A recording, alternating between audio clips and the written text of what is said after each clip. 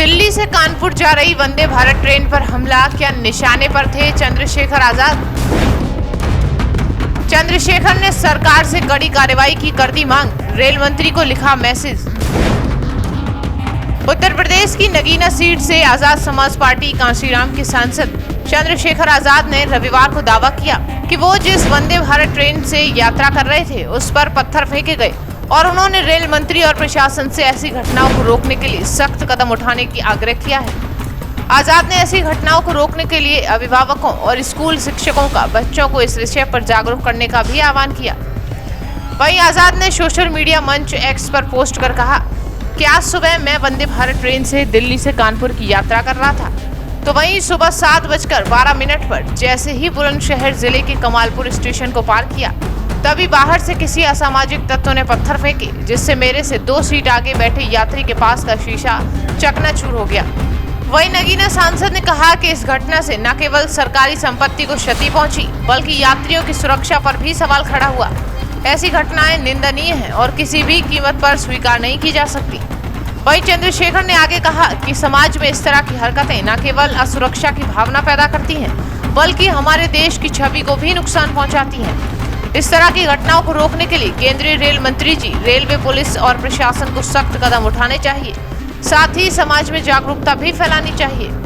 वहीं Bhim army chief ने आगे लिखा कि मेरा निवेदन है कि परिवार में माता पिता और स्कूल में अध्यापकों द्वारा बच्चों को इस विषय पर जागरूक करना आवश्यक है। इससे न केवल ऐसी घटनाएं कम होंगी, बल्कि रेलवे यात्रियों की सुरक्षा भी सुनिश्चित हो सकेगी।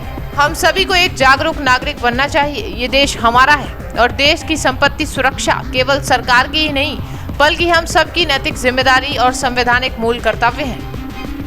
उस पर बात रख चुका हूँ कि पढ़ेंगे तो आगे बढ़ेंगे। डॉक्टर बाबा साहब अम्बेडकर ने कहा था, शिक्षित बनो, संगठित रहो, संघर्ष करो।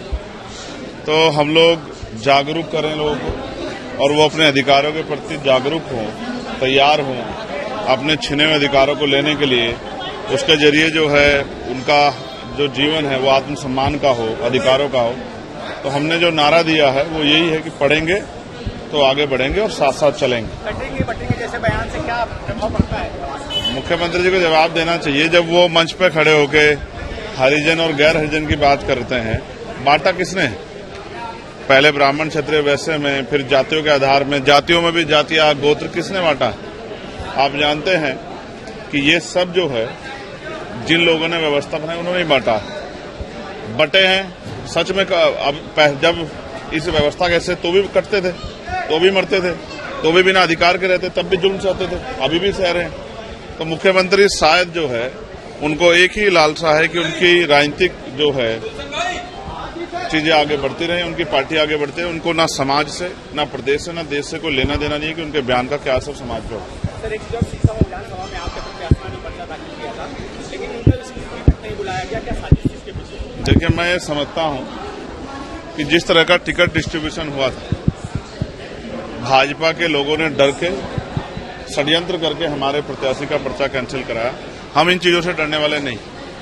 जिन सीटों में हमारे प्रत्याशी लड़ रहे हैं बेहद दमदारी से लड़ रहे हैं। मेरा विश्वास है कि आजाद समाज पार्टी का प्रतिनिधित्व इस बार विधानसभा में जाएगा।